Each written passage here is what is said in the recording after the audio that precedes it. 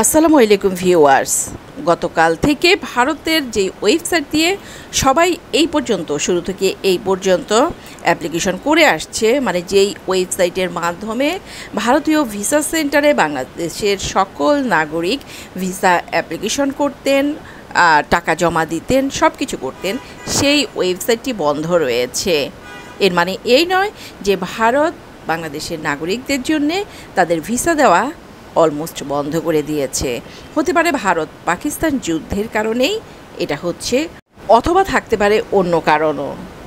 মোট কথা, গতকাল থেকে ভারতের ভিসা অ্যাপ্লিকেশন করার জন্যে যেই ওয়েবসাইটটি খোলা থাকতো, সবসময় যেটা দিয়ে সবাই অ্যাপ্লাই করতো, সেটা কিন্তু কোনো অবস্থাতেই খোলা যাচ্ছে না, বন্ধ আছে আপাতত। সো অনেকেই ধারণা করছেন যে এই ওয়েবসাইট যেহেতু বন্ধ, ভারত বাংলাদেশি নাগরিকদের জন্যে তাদের ভিসা দেওয়াটা পুরোপুরি হয়তোবা বন্ধ করেছে। বাট এটা ভাবার কোনো অবকাশ নেই।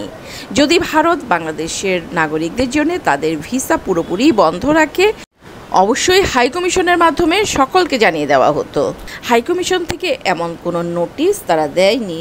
সো এটা ধরেই নেওয়া যায় যে হয়তোবা ওয়েবসাইটের কোনো সার্ভার সমস্যা দেখা দিয়েছে বা সাময়িকভাবে বন্ধ রাখতে পারে। বাট এটাকেই কিন্তু অনেকেই বলছেন ভারত পুরোপুরি বাংলাদেশি নাগরিকদের জন্য ভিসা বন্ধ করে দিয়েছে।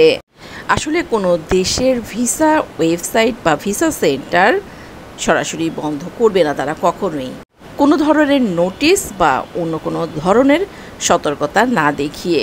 সো এই ব্যাপারটা নিশ্চিত, হয়তোবা সার্ভার সমস্যার জন্যে তাদের ওয়েবসাইট সাময়িক বন্ধ রয়েছে, বাট খুলে যাবে।